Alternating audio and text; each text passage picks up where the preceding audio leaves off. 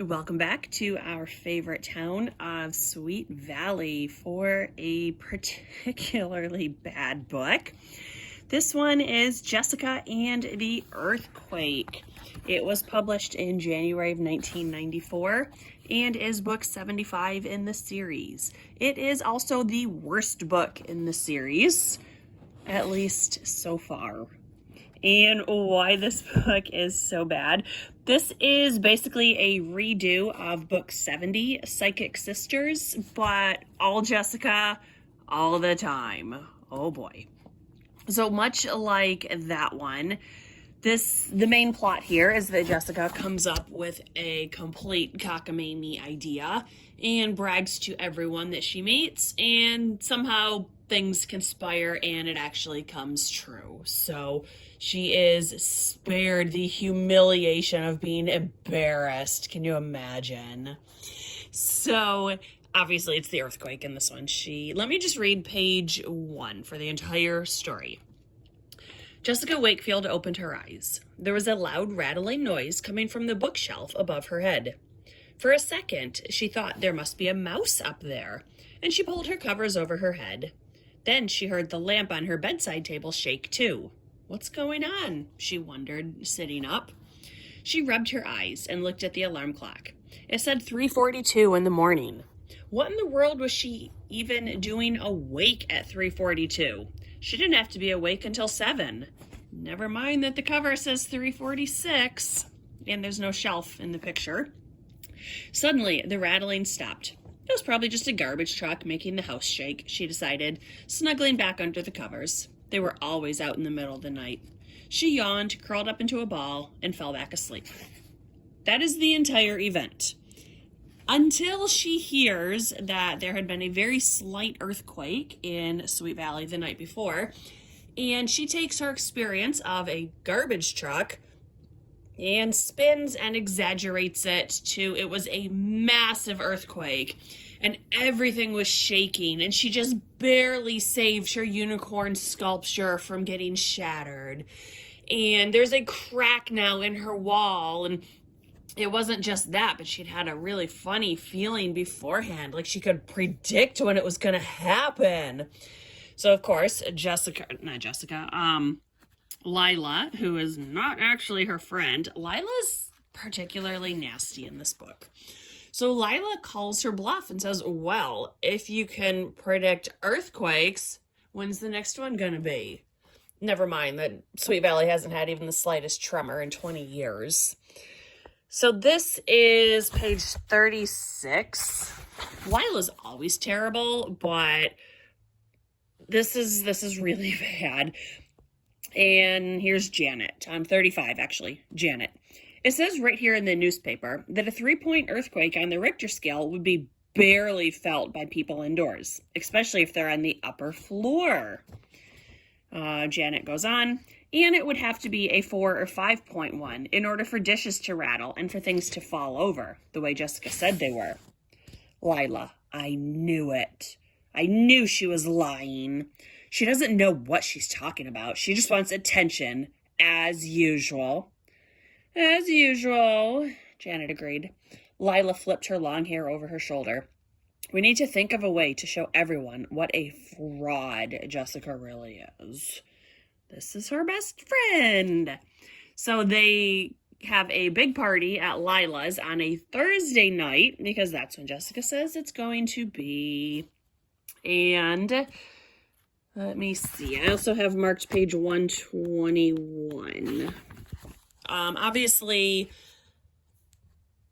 there's absolutely no indication that an earthquake is coming because we don't have that science. Certainly a 12-year-old girl doesn't have that ability.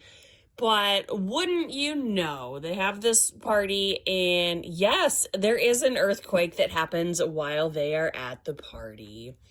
But before we get to that, Lila is a horrible person in this book. This is on page 121. Lila turned off the music and stepped into the center of the room. Okay, everybody, shut up for a second. She waited until she had everyone's attention.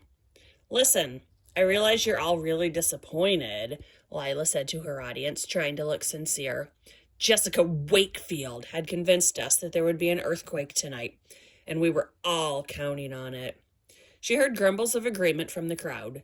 Now it's obvious that there won't be an earthquake and that Jessica is a big phony. But before you go home, we'll serve the earth cake and try to make the best of a very disappointing evening. There was more grumbling from the group. Don't tell me how angry you are, Lila said, her palms to the ceiling. Tell Jessica. This is her best friend. And what had happened is Jessica, one of the quote-unquote nerdy guys at school, is very interested in seismic technology. And so he's been kind of following Jessica around. And so she gets sick of him because, oh no, what if people think he's my friend? And she just gets sick of everything. So she takes a nap at the party. She just falls asleep on a beanbag. And she sleeps through the entire earthquake. So it was just a great big nothing burger of a plot. And Elizabeth has a plot in this book as well. And her story is she and Amy are going to write a great big Sixers exclusive about the earthquake. And they decide they're going to stay up and not sleep until it happens so they don't miss the next earthquake. They really didn't think out this plan because neither of them can stay awake. So they try and take shifts and they still can't stay awake. And then they get in a fight because they're both so sleep deprived and it is so stupid. And Stephen has a plot that doesn't really fit the story. He decides he gets some information about how animals are treated in the food production industry, and that's not really something that our target audience needs to focus on. And so he first decides he's going to stop eating meat, and then very quickly he goes complete vegan. And when he tells the family, this is on page 37, he gives us a factoid and says it's really not healthy to eat red meat.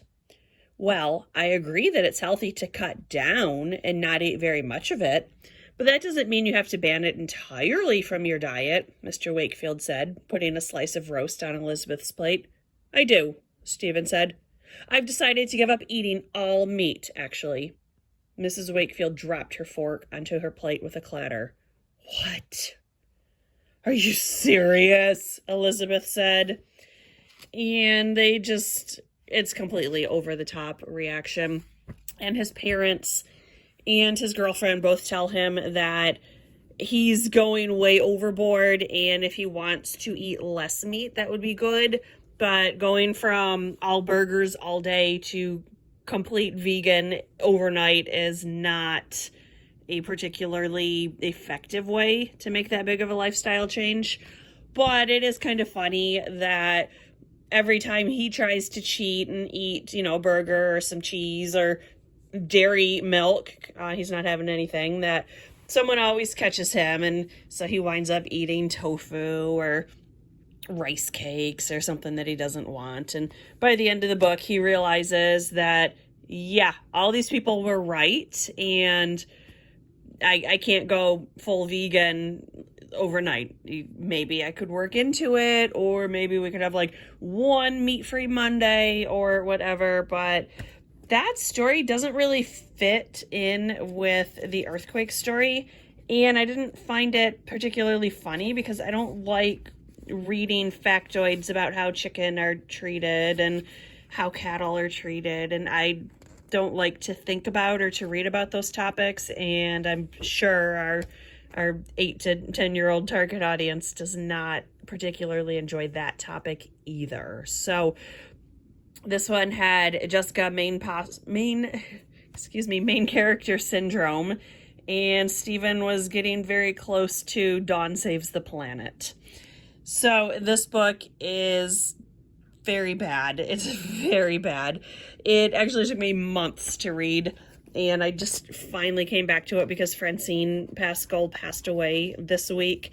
And reading one of the news stories, I learned that she only wrote the first 12 books of Sweet Valley High.